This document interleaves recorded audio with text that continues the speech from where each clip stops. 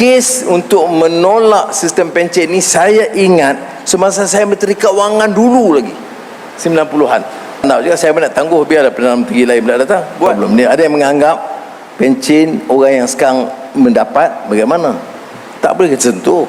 Itu terus. Bagaimana tentang orang baru? Allowance dia sama. Tak terkesan.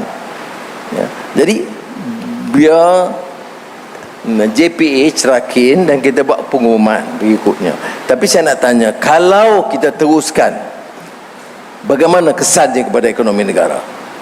Kita tak mampu teruskan. Sebab tu negara-negara kaya membangun, sekarang negara kaya industri semua dah hentikan sistem pencen ni. Ya, tidak mampu bertahan. Ya.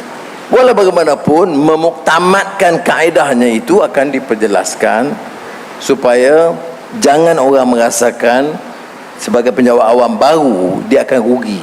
Dia akan lihat umpamanya choice dia supaya dia tidak sangat terkesan atau rugi daripada sistem persaraan baru yang diperkenalkan. Tapi saya nak kata, kalau tanya saya nak tanda juga, saya nak tangguh biarlah Perdana Menteri lain pula datang. Buat. Jadi mai Perdana Menteri lain dia kata buat apa pikul masalah, tangguh lagi. Tapi sampai keadaan di mana tak boleh bayar. Ya. Sebab itu saya kata kita yang terdidik harus lihat fakta dia. Ya, unjurannya. Kes untuk menolak sistem pencen ni saya ingat semasa saya Menteri Keuangan dulu lagi 90-an.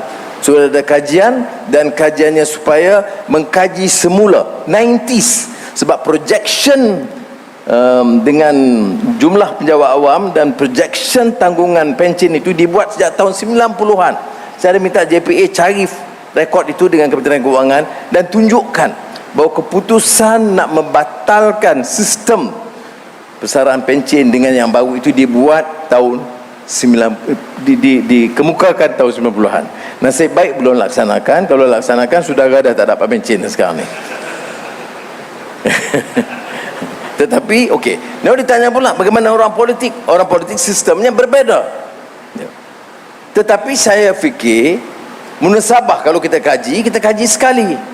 Maknanya untuk pejabat awam, kalau ditiadakan, orang-orang politik pun ditiadakan.